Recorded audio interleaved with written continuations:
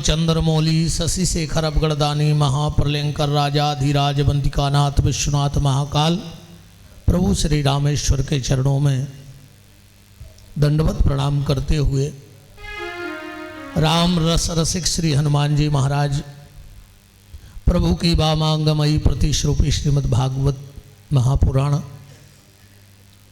मंचस्थ विराजे हुए आचार्य वृंद सुर लहरियों से इसकी शोभा और दिव्य कर रहे हमारे ऐसे गंधर्व संगीतक बंधु, भगवत कृपा, पूर्वजों का आशीर्वाद, माता पिता के सत्कर्मों का फल जिनको प्राप्त हो रहा है और इस कथा के मुख्य श्रोता के रूप में बैठने का सौभाग्य हनुमान जी ने दिया है।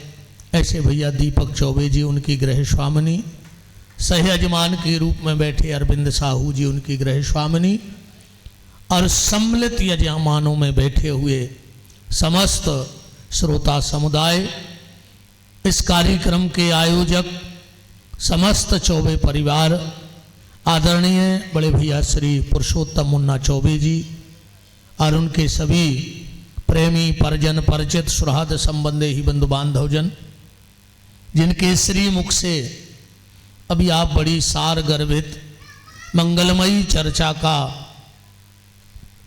आनंद श्रीमद् भागवत के माध्यम से कर रहे थे। ऐसे परम श्रद्धेय पूज्य चरण पंडित श्री यादराम शास्त्री जी प्रणाम करता हूँ, आचार्य जी को प्रणाम करता हूँ।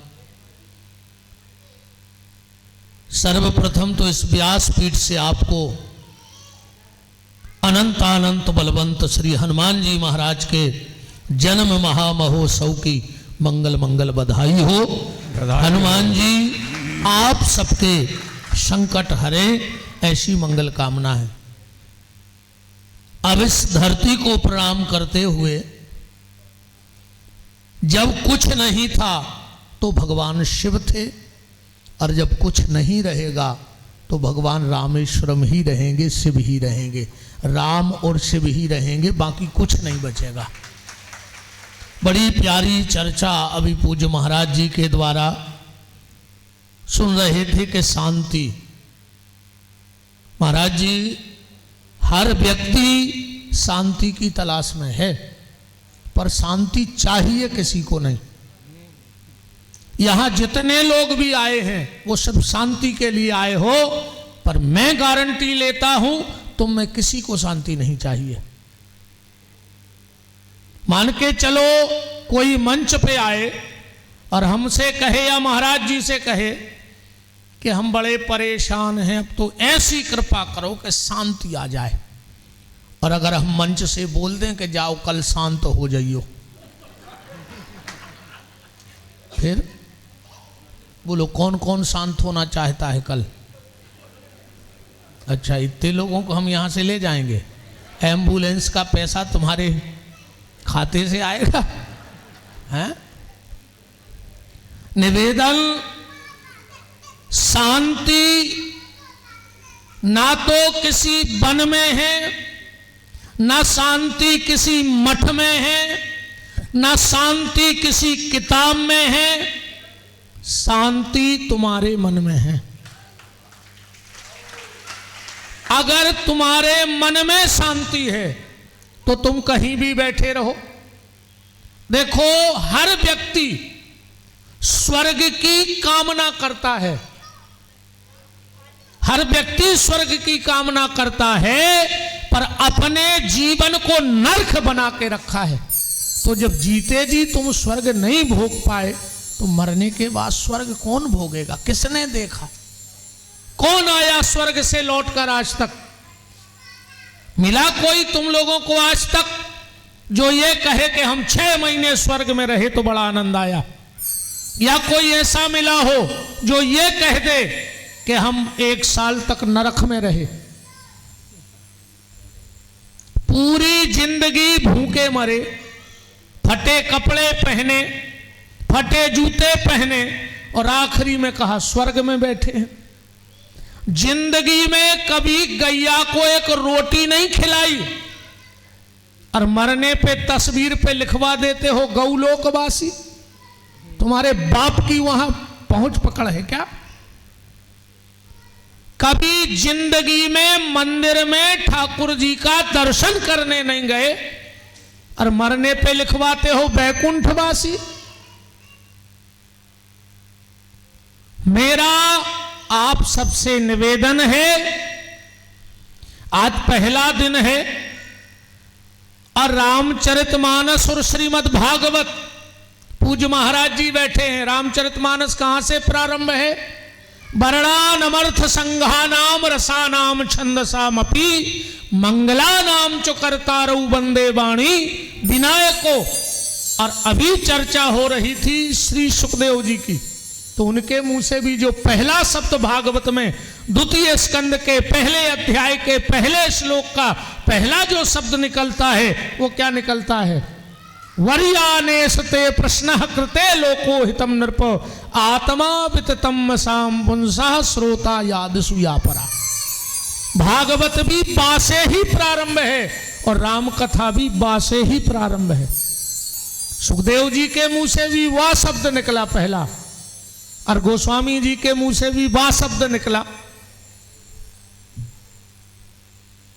प्रारंभ दोनों कथाओं का हो गया, पहला शब्द दोनों का निकल गया।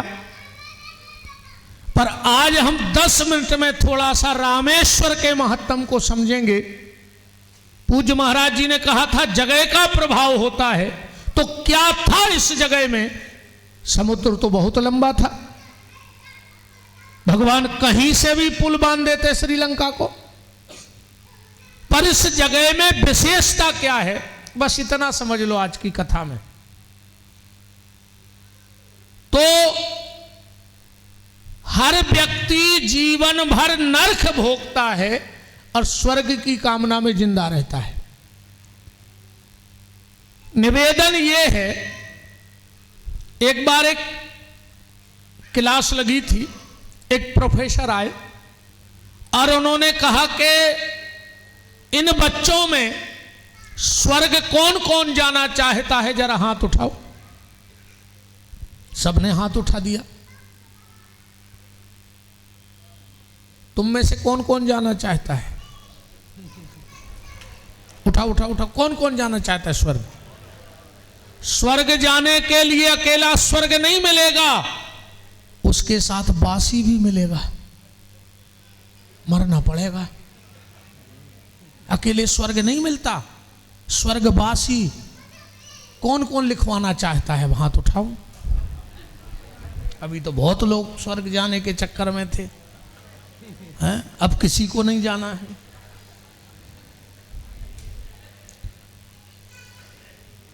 प्रोफेसर ने क्लास में कहा कौन कौन स्वर्ग जाना चाहता है, हाथ उठाओ। सबने हाथ उठाए, एक बच्चा बैठा रहा बिना हाथ उठाए। उस लड़के को खड़ा किया, स्टूल पे खड़े हो जाओ, क्या तुम स्वर्ग नहीं जाना चाहते? और उस लड़के का जवाब सुनना। उस लड़के ने कहा सर मैं स्वर्ग नहीं जाना चाहता, पर मैं स्वर्ग को इस भारत की धरती पे उतारना चाहता हूं। मैं अपने जीवन को स्वर्ग बनाना चाहता हूं, मैं अपने घर को स्वर्ग बनाना चाहता हूं, मैं अपने व्यवहार को स्वर्ग बनाना चाहता हूं। और वो स्वर्ग, वो बालक कौन था पप्पू भैया? उस बालक का नाम था स्वामी विवेकानंद। ये स्वामी विवेकानंद के शब्द थे क्लास में कि मैं स्वर्ग नहीं जाना चाहता, पर मैं अपने भारत देश को स्वर्ग बनाना चाहता हूं। और रामेश्वरम में आकर स्वर्ग में ही बैठे हो, बस अंतर इतना है कि बासी ना लगा है ना जल्दी लगेगा। ये जीते जी स्वर्ग का आनंद है रामेश्वरम में।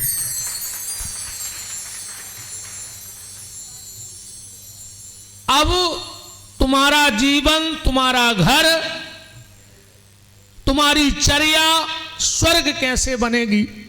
तो इस बात से समझ लो, भगवान ने कान दिए हैं, 2 दिए हैं कि नहीं दिए?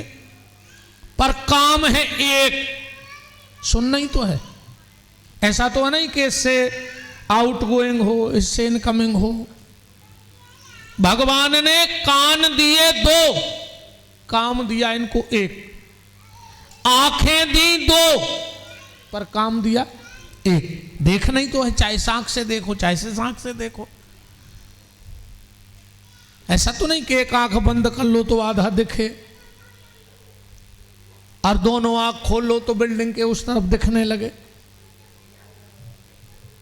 नाक 2, काम 1। ऐसा तो नहीं कि एक से बदबू अंदर जाती हो, एक से खुशबू अंदर जाती हो। कान दिए 2, काम दिया 1। आंखें दी 2, काम दिया 1। नाक दी 2, काम दिया 1। और मुंह दिया 1 और काम दिए 2। मुंह दिया 1 और काम दिए 2। बताओ 2 काम कौन से हैं मुंह के? सबसे पहले तो चखना, भोजन करना, है ना, एक काम है ये मुंह का। चखना, चखना से गलत मत लगा लेना। हाँ, शराबी लोग जब शराब पीते हैं तो बाद में कहते कछु चखना ले आओ, चखना, है ना। तो इससे 2 काम ईश्वर लेना चाहता है। पहला तो चखना और दूसरा बकना। बक रहा है कि नहीं बक रहा है? इसी मुंह से बक रहा है ना। इसके 2 काम है, चखना और बकना। पर संसार की बातों को ना बक करके अगर भगवान के नाम को बोला जाए, भजन किया जाए, तो जीते जी तुम्हारा जीवन स्वर्ग बन जाएगा। इसके लिए भगवत भजन करो, क्योंकि बिना भजन के सब बेकार है। सदगुरु नानक देव जी ने कहा है, वैसे महाराज जी हनुमान जी के जन्म के 2 अलग अलग प्रमाण मिलते हैं। वाराणसी का जो पंचांग निकलता है उसमें कार्तिक पूर्णिमा का जन्म बताया है हनुमान जी का, है महाराज जी, गर्ग जी। कार्तिक पूर्णिमा को हनुमान जी का जन्म बताया और उसी दिन नानक देव जी का जन्म भी है, कार्तिक पूर्णिमा का। कार्तिक पूर्णिमा के दिन तो सदगुरु नानक देव जी ने एक बात कही कि नाम लिया तिन सब लिया, सकल शास्त्र को भेद, और बिना नाम न रखें गयो पढ़ पढ़ चारों वेद। 4 वेद, 6 शास्त्र, 18 पुराण तुम्हें कंठस्थ हो जाएं, पर अगर भगवत भजन में आपकी रुचि नहीं है तो सब बेकार चला जाएगा। पैसा सब कुछ है तो रावण जितना तो कोई इकट्ठा कर नहीं सकता, कि कर लेगा? नहीं कर पाएगा। सोना सब कुछ है, रावण जितना हो सकता है किसी के घर में। और जो राम कथा है या कृष्ण कथा है, ये 2 के बीच में एक ग्रंथ रखा है। रामायण राम और रावण के बीच में रखी है, और भागवत कृष्ण और कंस के बीच में रखी है। फर्क सिर्फ इतना है कि व्यक्ति चेहरा राम का लगा रहा है, चरित्र उसका रावण का है। चेहरा राम का है पर चरित्र रावण का है।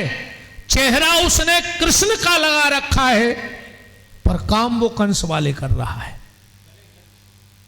काम वो कंस वाले कर रहा है। और राम में और रावण में या कृष्ण में और कंस में इतना फर्क है, 2 शब्दों से समझ लेना। जो दुनिया में सुंदर है वो मुझे चाहिए, जो दुनिया में सुंदर है वो मुझे चाहिए। अगर ऐसा तुम्हारा भाव है तो तुम कलयुग के रावण हो, क्योंकि रावण कहता था जो जो भी सुंदर हो वो मैं लाऊंगा। तो दुनिया में जो सुंदर है वो मुझे चाहिए, ये रावण की वृत्ति है। और मेरे पास जो है वो सबसे सुंदर है, ये मेरे राम की वृत्ति है। राम रावण यहां आपको एक बात और देखना, मंदिर में जाना, यहां मैं बहुत पहले आया था, मैंने देखा था, पता नहीं होगा, एक तस्वीर बनी है कहीं मंदिर में और उसमें रावण की तस्वीर है, 10 सिर हैं, उसमें गधे का सिर है। बहुत इतिहास इस रामेश्वरम की भूमि से जुड़े हैं। तो राम और रावण, आज बस इतना समझ लो। और एक बहुत प्यारी 10 मिनट की चर्चा और करूंगा, इसके बाद बस फिर विराम। कल से फिर जैसा भी राम जी चाहेंगे। अच्छा, आज हनुमान जी का जन्म है। अभी 4, 5, 6 दिन पहले हमारे राघव जी का जन्म निकला। अच्छा, राम जी का जन्म कब का है? कब का है? नहीं है पता? जे को पता नहीं हो, सवेरे समुद्र में कूद जाइयो, मारा जाओ, काय खोजी रहा है भाई। जब तुम्हें जो ही पता नहीं है कि राम जी कब है भाई, तो मर जाओ समुद्र में डूब के। इतने तो बहुत अच्छी सुविधा है। हाँ, जो भजन न करें वो मरबे की सुविधा, और जो भजन करें वो खुद तरबे की सुविधा भी है। अच्छा, राम जी का जन्म है रामनवमी का। अच्छा, राम जी गए कब? राम जी गए कब, किस तिथि में गए? कोई बता सकता है? 51,000 रुपए का इनाम अब भी दे दूंगा। बताओ। कुछ लोग कहते महाराज जी सब कुछ नेट पे है, तो नेट के बाप को छुट्टी है, सर्च कर लो। लोग आजकल कहते नेट पे सब पड़ा है, नेट के बाप को छुट्टी है, सर्च करो। कितना 3G, कितना 4G, कितना 5G, पर आगे तो पंडित जी रहे हैं, है ना।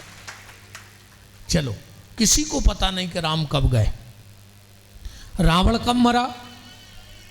जला दशहरे को, सबको पता है ना। रावण की तो जल्दी मूड हला दी।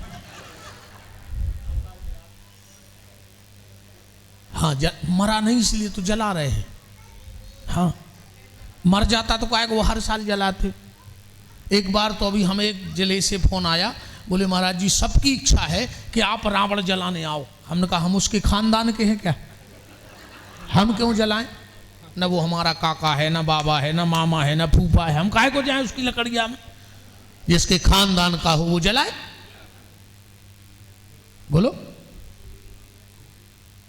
खाली घास भूस का रावण जलाने से रावण नहीं मरेगा। हमारे भीतर जो दुष्ट वृत्ति के रूप में रावण बैठा है, जिस दिन वो जल जाएगा उस दिन रावण का विनाश हो जाएगा।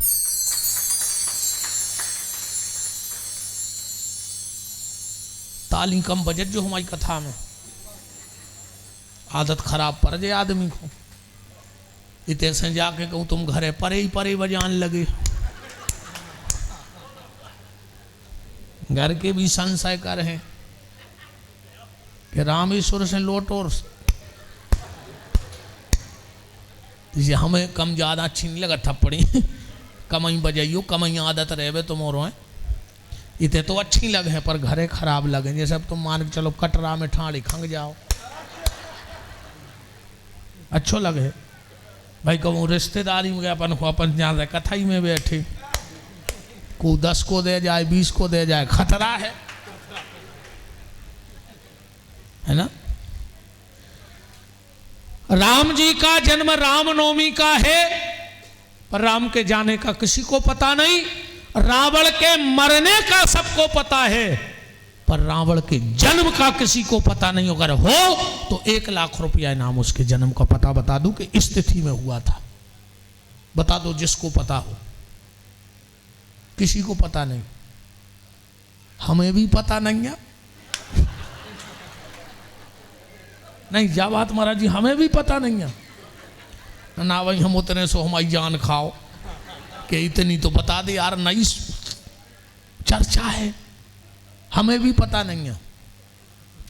जो विषय मुझे खुद पता नहीं वो मैंने क्यों उठाया, ये प्रश्न बनता है। इसलिए राम है अच्छाई, अच्छाई के आने का पता होना चाहिए, अच्छाई के जाने का पता नहीं होना चाहिए। इसलिए आज तक किसी को राम जी के जाने का पता नहीं है। और रावण है बुराई, तो बुराई के जाने का पता होना चाहिए, उसके आने का पता नहीं होना चाहिए। इसलिए आज तक किसी को रावण का पता नहीं कि कब हुआ। एक 5 मिनट की चर्चा। बहुत पहले जब यहाँ पुल भी नहीं बंधा था, राम जी भी नहीं आए थे, इस धरती पर एक राजा हुए।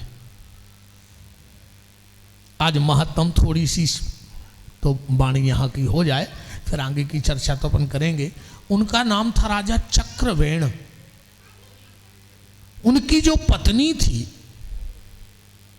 अभी महाराज जी कुछ एक पत्नी पे भी कह रहे थे क्या रोती है क्या। महाराज जी आजकल बिल्कुल नहीं रोती, वे तो सब पहले आप अपने समय की बातें हैं। अब मम्मी ने आरती उतारी, मम्मी आगे बढ़ी कि बिटिया से लिपट के रो लाए। मम्मी ने 2 कदम तो रखे ही आगे, बिटिया बोली मम्मी जा रही हूँ, पहुँच के फोन करूँगी। अब मारा तो रहो, तुम तो कुआ रो रहो,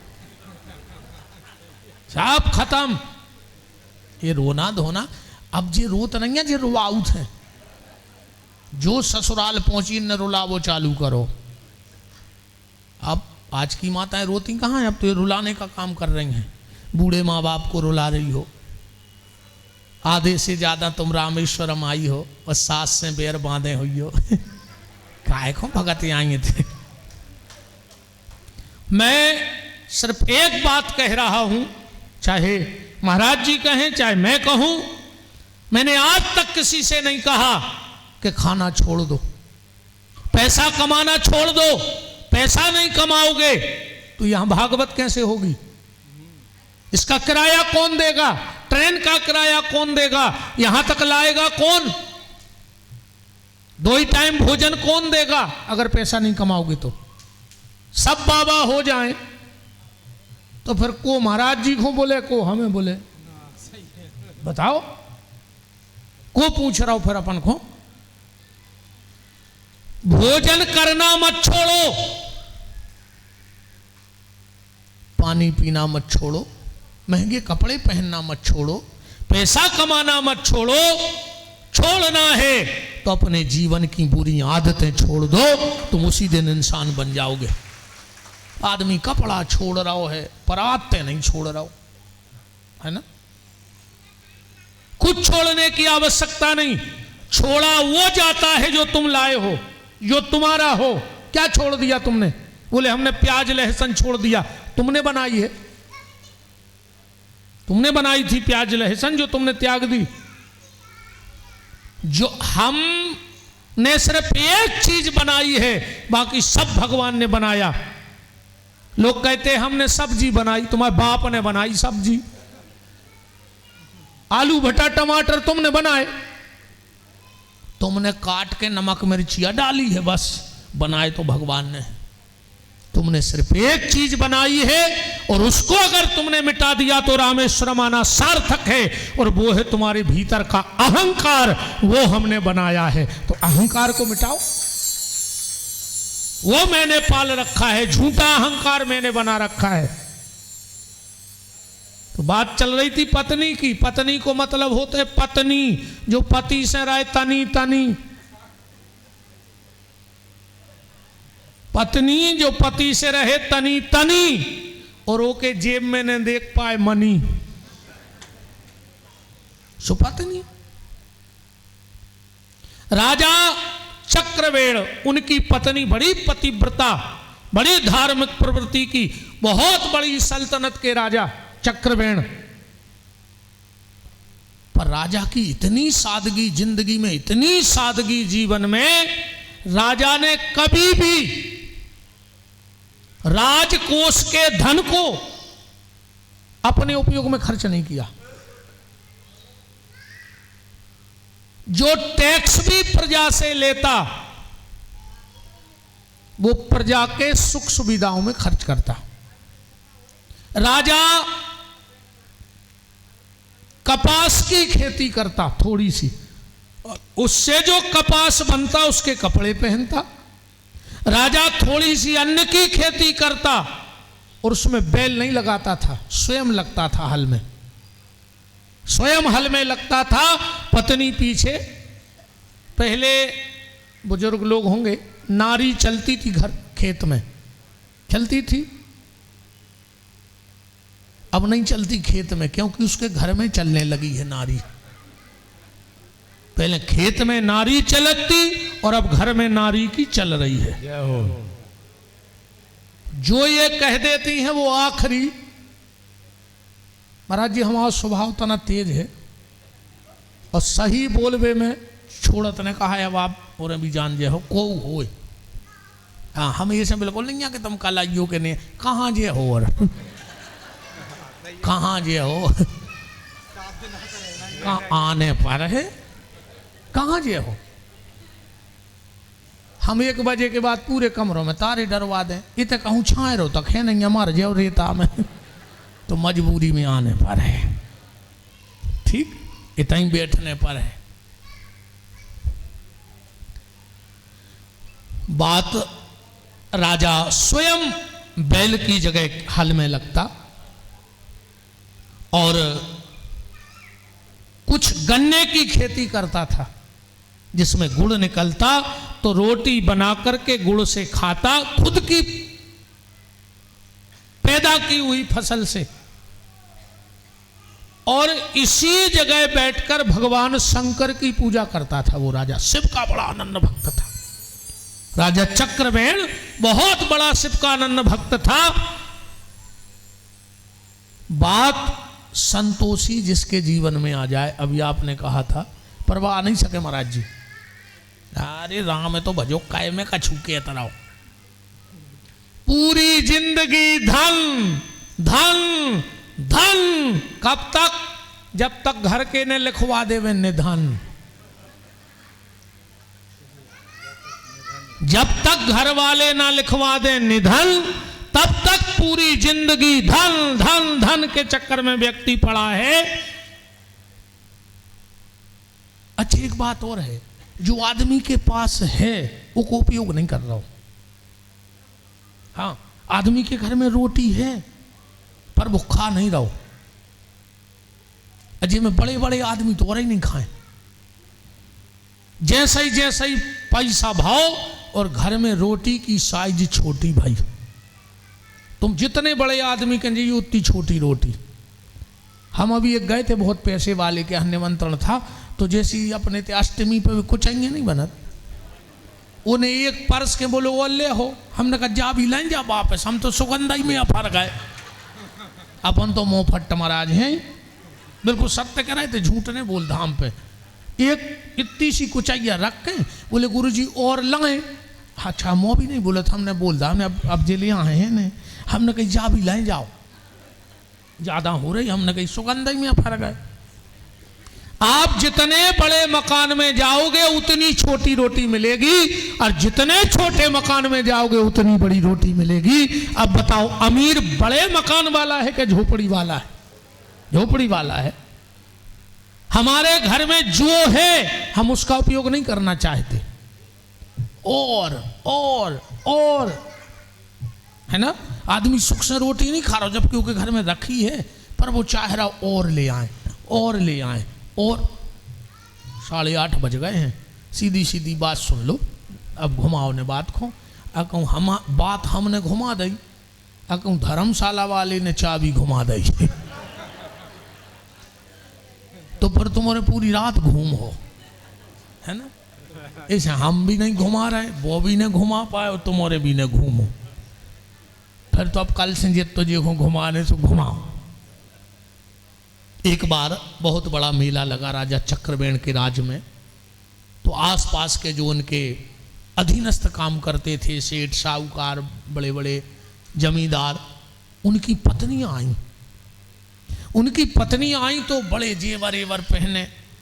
हाँ, इतो भर ध्यान राखियो बहन जी, हरो ज़्यादा जेवर एवर ने पहरियो, अन्य फिर रोइयो, अगर कौन ले जाए तो रोइयो ने चौबे जी की गारंटी आए, ने हमारी आए ने महाराज जी की। आप ले रहे गारंटी है राजे तो दे हो, हम लोगों की कोई गारंटी नहीं। जैसे ट्रेनों में लिखा रहता अपने सामान की स्वयं रक्षा करें, ठीक। अपन को देखो भोलेनाथ के सामने का लम्बड़दारी बताऊं ना कि तुम कितनी पैसा सवारी हो, वो की राख में खेल हो जात भोलेनाथ की। इसलिए जेवर एवर का ध्यान रखना, अपने मोबाइलों का ध्यान रखना, मेरा निवेदन बस इतना है। तो बड़े बड़े लोगों की पत्नियां आई, रानी सादा हाथ का साड़ी बनी हुई पहने बैठी है। सबने चर्चा करी कि तुम रानी हो और इतनी सादगी, अरे हम लोग तुम्हारे पति के नौकर हैं, फिर भी हम लोग मेला में इतना जेवर पहने हैं, इतना जेवर पहने हैं। रानी ने एक समय तक तो सुना, पर अब भैया है तो रानी औरत वो और भरावे है, फिर भूखी नहीं मानत।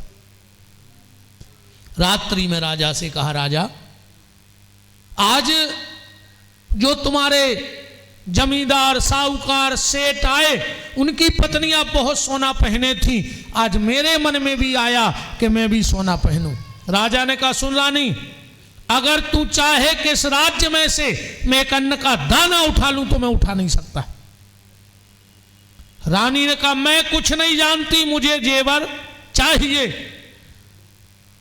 अब फिर तो तुम्हारे समझ ही गए, अगर जे कछु कह दे में तो फिर अपनी दम तो कहा ही ना कोई की है नहीं आ, ऐसे भी नहीं आ। घर के जो एग्रीमेंट पहले ही पूरा करवा देते। शादी को कार्ड छपत है जब, वो पे लिखो जाते सौभाग्य कांक्षणी लड़की के आगे, और लड़का के आगे चिरंजीव, पूरा नहीं लिखो जाए। 100 और ची, मतलब घर वाले कहते रे पत्नी आ रही बस 100 के है, तुम्हें ची भर नहीं करने हाँ तुम्हें ची भर नहीं करने। ऐसे सब चिरंजीव कछु हमारे संगे भी आए है ना। राजा ने कहा, रानी मेरी प्रतिज्ञा है कि मैं इस राज्य का एक अन्न का दाना नहीं लूंगा, पर तेरी इच्छा है तो मैं व्यवस्था करता हूं। और इसी जगह से राजा ने एक मंत्री को पत्र लिखा, किसके लिए? राजा रावण के लिए, कि रावण मुझे 1.25 मन सोना कर में चाहिए, टैक्स में चाहिए। मंत्री नाव से पार होकर श्रीलंका गया रावण के पास, और जो सभा में पत्र रखा रावण हंसने लगा। उस राजा चक्रवेण की इतनी ताकत कि रावण से कर मंगवाएगा। अरे मैंने ऋषि मुनि महात्माओं को नहीं छोड़ा, मैंने उनके रक्त का टैक्स ले लिया। रावण मुनियों के रक्त का टैक्स लेता था। और इतना बली कौन हो गया दुनिया में जो रावण के यहां टैक्स, जाओ कोई टैक्स नहीं दूंगा। रावण जब शाम को सभा के बाद, मंत्री तो लौट आए, पर रावण जब सभा के बाद घर गया, मंदोदरी ने देखा कि पति मंद मंद मुस्कुरा रहा है। स्वामी मुस्कुरा रहे। रावण बोला, देवी आज एक कोई राजा चक्रवेण है, समुद्र के किनारे रामेश्वरम में रहता है, उसकी इतनी ताकत हो गई कि उसने रावण को पत्र भेजा टैक्स देने के लिए। टैक्स लेने के लिए भेजा। रानी मंदोदरी बोली, महाराज दशानन शायद आपने अभी चक्रवेण का प्रभाव देखा नहीं है। बड़ा सरल सीधा राजा है और भगवान शिव का अनन्य भक्त है। लिंग थाप कर विधिवत पूजा उसका रोज का नियम है कि पूरा भगवान शिव का अभिषेक करता है बैठ करके, और फिर मेहनत करके खाता है और राज्य चलाता है। जैसे राम के राज्य में रामायण, ये तो बहुत बाद की बात है, पर जो कहते हैं ना दैहिक दैविक भौतिक तापा राम राज्य काहू नहीं व्यापा, यही स्थिति राजा चक्रवेण के राज्य की थी। रावण बोला, मंदोदरी तुम जानती हो चक्रवेण का प्रभाव? मंदोदरी बोली, आओ। शाम को रावण और मंदोदरी कबूतर चुनाती थी। बोले, देखना है तुम्हें राजा चक्रवेण का प्रभाव? बोले, दिखाओ। मंदोदरी ने कहा, तुम्हें राजा रावण की सौगंध, अगर एक भी कबूतर ने दाना खाया तो, बहुत कबूतर दाने खा रहे थे, पर कबूतर जैसे ही के तैसे खात रहे। रावण बोला ये क्या क्या कर रही हो? बोले अब देखो आप राजा का प्रभाव। रानी बोली अब तुम्हें राजा चक्रबेल की सौगंध है, अगर किसी पक्षी ने एक दाना खाया, हजारों पक्षी दाने खा रहे थे, और जो मंदोदरी के मुंह से निकला सब ने ऊपर को गर्दन कर ली। अच्छा एक बात और है, जितने भी जानवर, पशु, पक्षी जितने भी हैं, वो जब भोजन करते हैं तो गर्दन झुका के करते हैं। पक्षी खाए, गैया खाए, भैंस खाए, कोई भी खाए, पर बस सर झुका के खे। बस एक आदमी इतना बेईमान है कि खाता भी उसी ईश्वर का है और उसी के सामने सिर उठा के चलता है। जबकि पशु पक्षी भी जानते हैं कि जो परमात्मा दे रहा है उसके लिए एक बार तो सिर झुकना चाहिए, पर हम खा भगवान पर है, पर वो सिर नहीं झुका रहे, है ना। पशु पक्षी भी भगवान के यहाँ का खा के उसको धन, इसलिए सर जमीन में सिर झुकाऊ थे कि भगवान तुम दे रहे तो तुम्हें प्रणाम है, पर अपन नहीं झुका रहे। सारे पक्षियों ने गर्दन ऊपर उठा ली, कबूतरों ने। उनमें एक कबूतर था बहरा, उसने सुना नहीं, और जब सुना नहीं, जैसे उसने मुंह में दाना दिया, एक चक्र घूमता आया और उसकी गर्दन काट के चला गया। रानी बोली ये है राजा चक्रबेन का प्रभाव, वो यहां है नहीं, खाली उसकी कसम का ये प्रभाव है। रावण तो कप गया, तुरंत अपने सेवकों को भेजा, जाओ राजा चक्रबेन के सेवक अभी रास्ते में होंगे, उनको लौटा के लाओ। लौटा के लाए, 1.25 मन की जगह 2 मन सोना भेजा रावण ने। दूत वो 2 मन सोना लाए, और जब पूरी चर्चा राजा को बताई, धन्यवाद देने लगे। शायद आपको पता होगा, जो नारायण के हाथ में सुदर्शन है वो कहां से आया? भगवान शंकर ने दिया है। बहुत ध्यान से बात को समझना। नारायण के हाथ में जो सुदर्शन है वो भगवान शंकर का दिया हुआ है। राजा ने भगवान शिव को प्रणाम किया, हाथ जोड़े, प्रभु मेरी इतनी सी भक्ति का इतना प्रभाव आपने मेरा बना दिया। रावण भी आपका बहुत खास है, पर आपने मेरी बात रखी। रानी खड़ी खड़ी आंखों में अश्रु बहा रही है। सेवकों से कहा एक काम करो, ये सोना ले जाके रावण को वापस कर दो। बोले क्यों? बोले मेरे भीतर कुसंग का प्रभाव आ गया था, मुझे पता नहीं था कि मेरे पति के नाम में इतनी ताकत है, तो उसको सोने की आवश्यकता।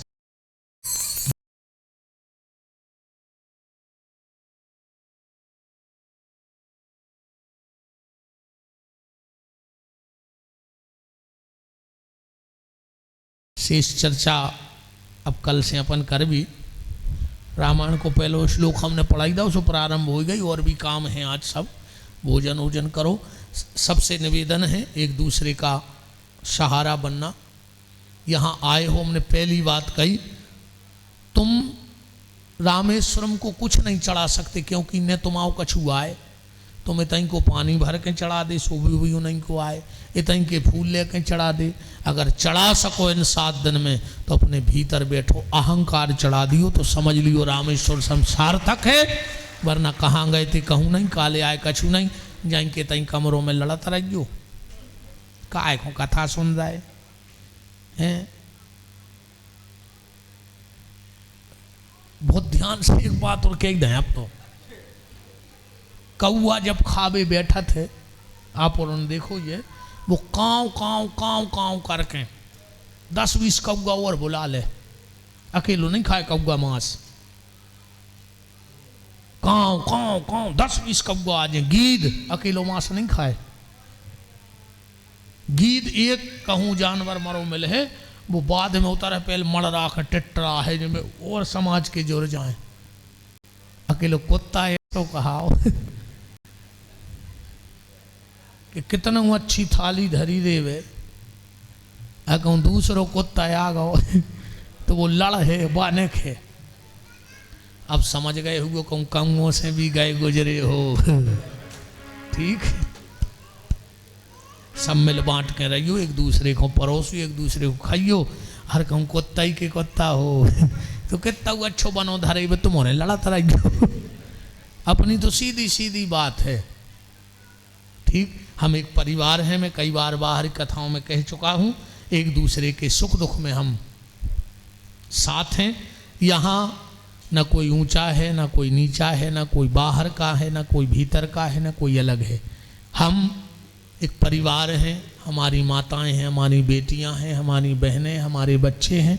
हम सब एक, अभी मान के चलो किसी पे कोई संकट आ जाए यहाँ, तो तुम्हारे परिवार वाले आएंगे?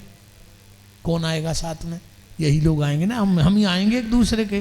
तो अभी वर्तमान में हम एक परिवार हैं और परिवार को बहुत समर्पण के भाव से चलाया जाता है। अहंकार में कभी परिवार नहीं चलता है। भगवान शिव के चरणों में, रामेश्वर के चरणों में समर्पण और अहंकार का जल चढ़ा देना रामेश्वर आना सार्थक हो गया। अब सभी खड़े हो जाओ, भगवान की मंगलमय आरती कर लें। कल ठीक 1 बजे से कथा प्रारंभ होगी। पूज्य महाराज जी के द्वारा श्रीमद् भागवत की मंगलमयी बड़ी सरस चर्चा हुई है। जो शब्द पकड़ पाए हों पकड़ लेना। बहुत सारगर्भ कथा महाराज जी ने आज बोली है। तो 1 बजे से पूज्य महाराज जी और 3:30 से घंटा खाड़ हम भी बोल हैं। तो इसके बाद जो भी सेवा बनेगी भगवान रामेश्वरम के चरणों में। शेष चर्चा रामेश्वर का महत्व क्या है तो कल की कथा में, कुछ कर पाओ चाहे न कर पाओ, सुबह जाके समुद्र में 1 अंजलि जल भर के अपने पितरों को जरूर दियो। अब हम बताए हैं कि कायदे ने 1 अंजलि जल, बिल्कुल नाम नहीं आवे, अपनो गोत्र ले लियो, जो भी गोत्र हुए, कहियो हमारे एक गोत्र के जितने पितर हों उनके लाने जो जल। ठीक, मंत्रों की जरूरत हम जैसे बेईमानों के लाने हैं। हम के भीतर भरो है कपट, सो भगवान तुम तो सब भक्त हो। तो खोलो हाथ, बोल दे हमारे साथ। सभी आरती में सम्मिलित रहें। आदरणीय बड़े भैया चौबे जी, भाभी माँ कहाँ गई, आ जाओ। पप्पू भैया, गर्ग जी और सभी लोग।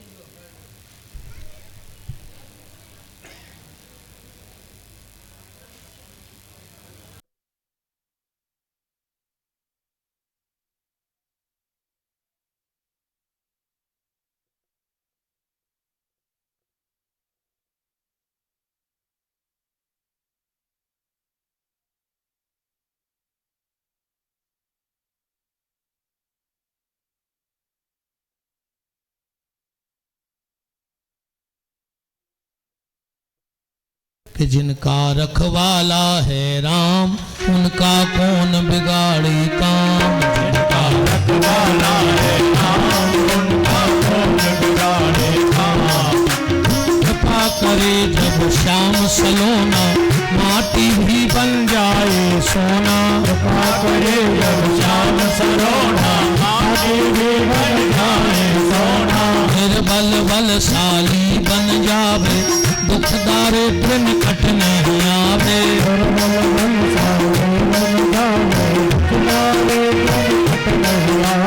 मेरे प्रभु की लंबी भुजाएं अपने दास को सदा बचाएं। मेरे प्रभु की लंबी भुजाएं अपने दास को सदा बचाएं। सबको मिल जाए आराम, जिनका रखवाला है, जिनका रखवाला है।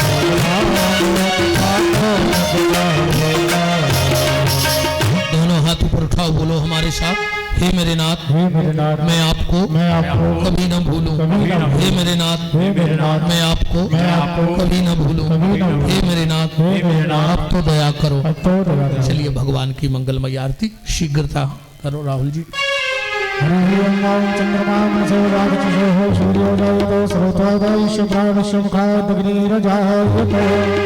हे गिरधर तेरी आरती गाओ, हे गिरधर तेरी आरती गाओ, प्यारे तुमको मनाओ। आरती गाओ प्यारे तुमको मनाओ, मेरे बाके बिहारी तेरी आरती गाओ।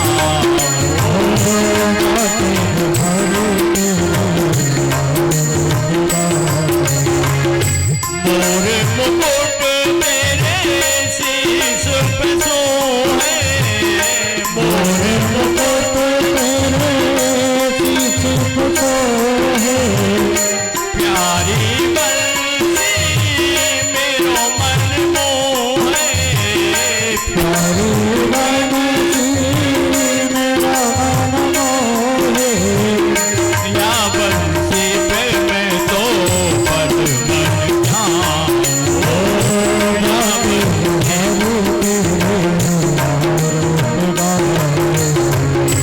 चरणों से निकली है गंगा प्यारी, चरणों से निकली है गंगा प्यारी, जिसने सारी दुनिया तारी, जिसने सारी दुनिया तारी, उन चरणों में शीश नवाओ।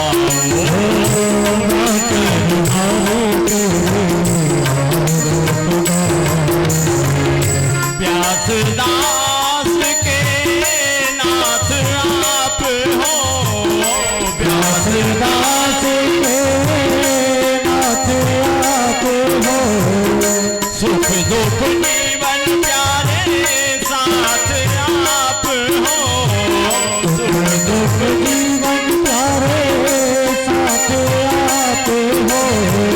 या छव पे मैं पल पल जाऊं,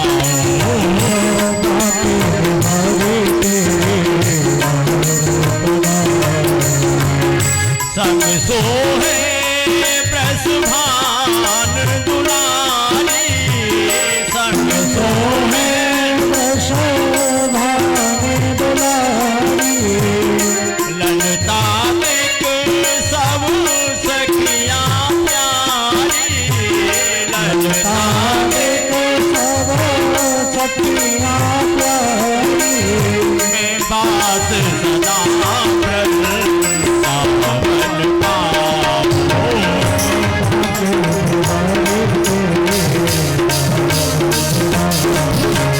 कर्पूर गौरम करुणावतारम संसारसारम